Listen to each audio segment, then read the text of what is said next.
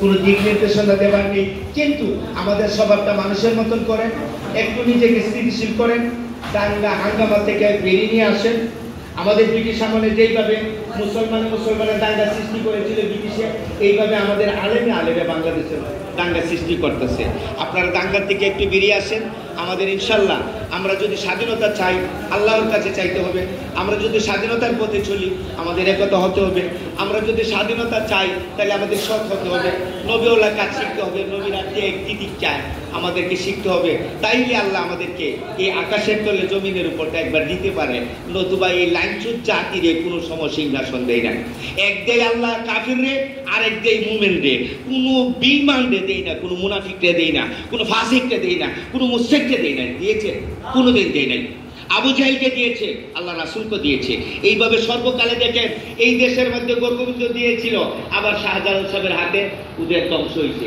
এই দেশটা কি রাজ্যে আল্লাহ দিয়েছিল, হযরত খাজা মঈনুদ্দিন চিশতি সাহেবের কাছে পরাজয় হয়েছে। আপনার আমার কাছে মানুষ পরাজয় হয় না কেন? আমাদের কাছে মানুষ কালিমা পড়ে না কেন? কি শিখবে? এরা জানে যে এই মুল্লারা কিছু জানে না। কি জানে? কিচ্ছু জানে না। ওদের কোনো আদর্শ নাই। আমাদের কাছে কেউ কালিমা পড়ে না, আমাদের কাছে কেউ মুসলমান হয় না। আল্লাহ আমাদেরকে সিংহাসন দেয় নাই। আল্লাহ কি কোরআনে বলে নাই, ওয়া তাইযু মান তাশা ওয়া তুযিল্লু মান তাশা বিয়াদিকাল খায়র ইন্নাকা আলা কুল্লি শাইইন কাদির। সুবহানাল্লাহ। আপনি ভিক্ষা চাচ্ছেন কেন? নেপোলিয়ন বলেছিলেন যে এই যে রাজপুকুরটুকু রাস্তায় পড়েছিল, আমি সেটা তলোয়ারের ডগায় দিয়ে মাথায় উঠিয়ে নিয়েছি। কিসের ডগায় দিয়ে? তলোয়ারের ডগা দিয়ে। আপনাকে খালিদ ইবনে ওলীদের মতন হতে হবে, আলী ইবনে নজরুর মতন হতে হবে, হযরত আবু বকর সিদ্দিক সাহেবের অনুসরণ করতে হবে, হযরত উসমান সাহেবের অনুসরণ করতে হবে। আপনাকে তাইলে দেখবেন আল্লাহ আপনাকে দুনিয়া তো সিংহাসন দান করবেন, আখিরাতেও জান্নাত দান করবেন। হযরত সুলাইমান আলাইহিস সালাম কি সিংহাসন পায় নাই? পেয়েছে। আমার নবী কি পায় নাই? আল্লাহ রাসূল কি বকরী রাসূল হয়ে উনি জীবন শুরু করেছিলেন, কিন্তু উনিও তো খলিফা হয়েছিলেন না। সাহাবায়ে কেরাম হন নাই? যুগে যুগে আল্লাহকে মুসলিমদেরকে দেয় নাই? এই ভারত উপমহাদেশের মধ্যে মুঘল সাম্রাজ্য কি ছিল না? এটা সাম্রাজ্য কতদিন হয়েছে? এখন এই দেশ থেকে রামরাজ্য বানানোর জন্য পায়তারা চলছে। আপনারা সজাগ হন, আপনারা সজাগ হন, আপনারা সজাগ হন, না হলে আপনাদের মসজিদে একদিন ডুগডুগি বাজাবে।